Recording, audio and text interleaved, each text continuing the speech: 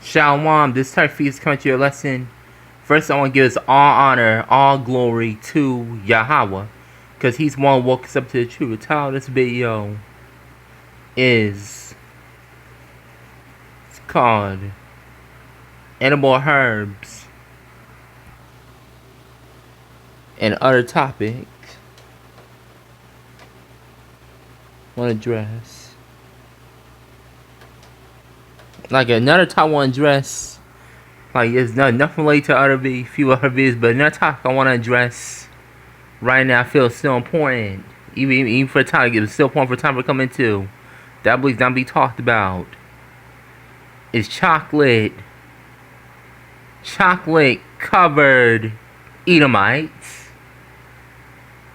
Now, what I'm talking about chocolate covered Edomites is I'm not talking about the old regular old Esau Edom who looks red. Yes, who we can easily distinguish based on his characteristics. That's what I'm talking about.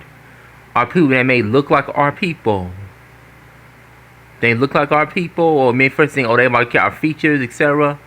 But these are actually Edomites. I remember, I think I saw a painting or something. I think a dude I saw, and it's an old painting thing. I said he may had a look like our people. I had to look closely. He looked closely. I think that was a chocolate covered Edomite. Like what the way thinking about him. It's the way we could tell him apart from a regular Jake is in the way they act. They act like two different, or they act like they're overly against the scriptures. Those are not Jakes. Like two against the scriptures in some way.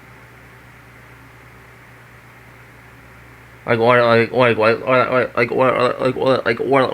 if they don't have our characteristics.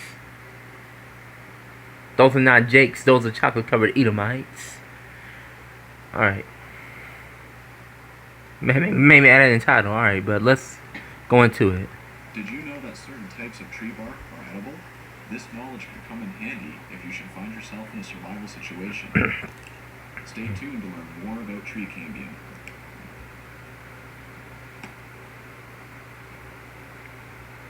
Let's be part 1.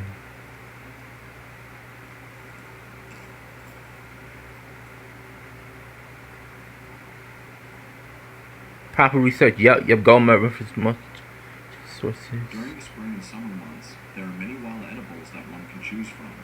When late autumn rolls around, the options begin to dwindle, and by the time winter hits, wild food sources become scarce. But even in the wintertime, nature provides an emergency food cache for those who really need it. To find these emergency caches, one doesn't need to look any further than the trees that surround them. Okay, this is Genesis 1, verse 12. And the earth brought forth grass, and herb yielding seed after his kind, and a tree yielding fruit, whose seed was in itself after his kind. And Yahweh saw that it was good.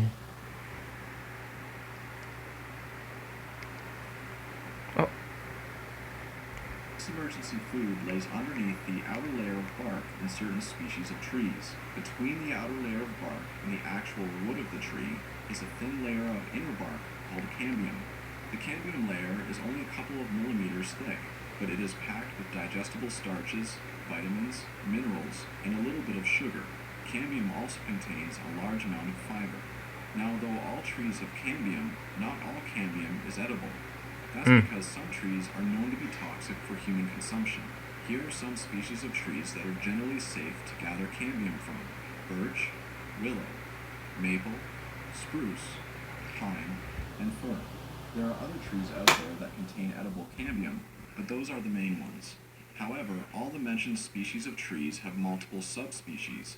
For example, there are literally dozens of different kinds of pine, and so although most species of pine are edible, not all of them are. This is why it is extremely important that you thoroughly research the trees in your area to discover which ones are toxic for human consumption and which ones are good to gather from. Traditionally, pine is the most popular choice when it comes to harvesting cambium. Personally, pine is the only species that I've harvested cambium from, and I've only eaten cambium a few times in my life. Like I said before, cambium is classified as an emergency food. That's because removing the cambium layer will stunt the tree's growth at best, and can easily kill it at worst. The cambium is where the tree's nutrients are transported up from the roots and into the leaves, and so without the cambium, the tree will quickly starve. Since trees are such a slow-growing and valuable resource, the cambium should not be harvested under normal circumstances. It is just not worth harming or possibly killing a tree for a simple snack. So here are the only two circumstances that one should harvest cambium under. Number 1, if a person finds themselves in a survival situation and they need something to eat. Number 2, if the tree is already being harvested for firewood or lumber. Today I will be harvesting some pine cambium, and although I'm not in a survival situation, I will be returning to harvest this pine tree in the near future.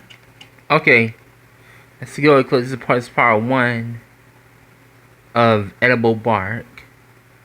First, I want to give us all honor, all glory, all praises to Yahweh, because He won't woke us up to His truth. And with that, Shalom, bo bo bo bo.